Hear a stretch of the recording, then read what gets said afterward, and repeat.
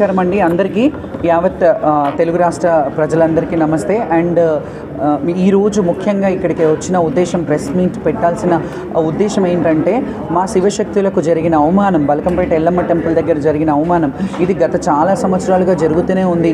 గత ప్రభుత్వాలలో కూడా కొంత ఇబ్బందులు జరిగినా వాళ్ళు సమీక్షించుకొని అట్లీస్ట్ మమ్మల్ని పిలిచి, అప్పట్లో తలసాని శ్రీనివాస్ యాదవ్ గారు మమ్మల్ని పిలిచి మాట్లాడి పాసులు ఇవ్వడం జరిగింది. ఈసారి కూడా అలా ఇస్తారేమో అని ఎక్స్పెక్ట్ చేశాం, కానీ ఎవరు మీటింగ్స్కి మమ్మల్ని ఇది చేయలేదు. మీటింగ్స్లో మాకు మాట్లాడే అవకాశం ఇవ్వలేదు. మేము వెళ్ళినా కానీ అక్కడ వాళ్ళే వైండ్ ఆఫ్ చేసి కంప్లీట్ చేసి వెళ్ళిపోయారు. దాని తర్వాత మాకు బల్కంపేట ఎల్లమ్మ కళ్యాణం రోజు మా శివశక్తులని, జోగినీలను విచక్షణారహితంగా, అసలు విచక్షణ లేకుండా ఎలా కొట్టారు. వాళ్ళ బొక్కలు ఊడుతున్నాయి, తలలో ఇంతింత బొడుసులు వచ్చినాయి. అవన్నీ పోలీసు వాళ్ళు మీద ఖచ్చితంగా చర్యలు తీసుకోవాలి. ఎవరెవరైతే పోలీసులు లాఠీ చార్జ్ చేస్తారో వాళ్ళ మీద చర్యలు తీసుకోవాలి. అండ్ చెయ్యి ఎత్తేటప్పుడు ఒకసారి ఆలోచించాలి, ఎవరున్నారు, బోనం ఉందా. అంతెందుకు గతంలో మీరు చూసుకున్నట్టయితే నా మీదే, నా ఛాతీ మీద చేసి నూకిన పోలీసులు ఉన్నారు. దాన్ని సీసీ ఫుటేజ్ పెట్టమన్నాను, అప్పుడు పెట్టలేదు కదా, ఎందుకంటే అప్పుడు నడిపించే రాష్ట్రానికి తెలుసు అక్కడ ఏం జరిగిందో. కాబట్టి ఆ అవమానాలు ఎన్నేళ్ళు ఇంకా మేము ఈ అవమానాలు భరించాలి. దేవుడి నైవేద్యం తెచ్చే బిడ్డలము, దేవుడి బిడ్డలుగా మమ్మల్ని భావిస్తారు, దేవుడి భార్యలుగా మమ్మల్ని భావిస్తారు. నగర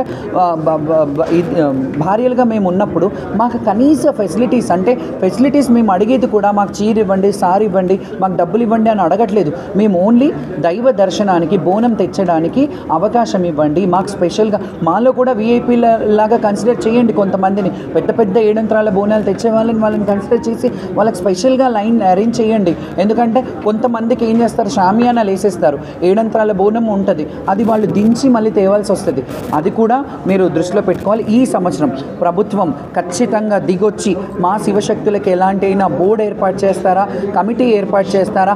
ఈ ఒక్క దేవాలయాలకే కాదు, తెలంగాణలో ఉన్న కొమరెల్లి మల్లన్న స్వామి అయినా, బల్కంపేట ఎల్లమ్మ అయినా, మహంకాళి అయినా, లాల్ దర్వాజా అయినా, గోల్కొండ అయినా, ఏడుపాయలైనా, భద్రకాళి అయినా, అండ్ మన సమ్మక్క సారక్క అయినా, ఈ అన్ని గుళ్ళల్లో కూడా మాకు స్పెషల్ అలాట్మెంట్ ఇవ్వాలి. మేము వెళ్ళినప్పుడు స్పెషల్ దర్శనాలు మాకు కావాలి.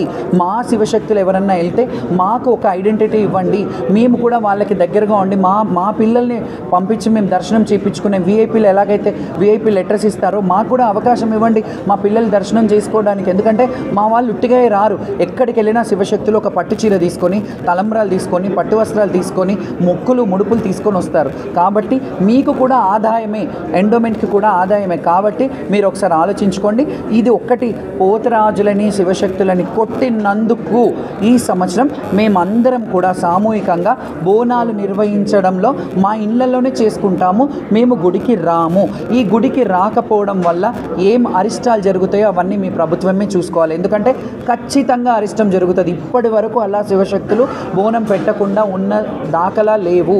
మేము సేవ చేసేవాళ్ళం, సేవకులం. కాబట్టి మా బోనం సమర్పిస్తేనే అమ్మవారికి సంతోషం. మీకు తెలుసు, భవిష్యవాణిలో కూడా నా ఆడపడుచులు ఏడ్చుకుంటూ పోయారని నేను ఏడ్చినప్పుడు చెప్పినప్పుడు అమ్మవారు అంటే, నేను పెట్టే వందలాది బోనాలలో ఒక్క మెతుకైనా తిని ప్రసన్నం అయి ఉంటుంది కదా, నా గురించి నా బిడ్డలు ఏడ్చుకుంటూ పోయినారని చెప్పింది.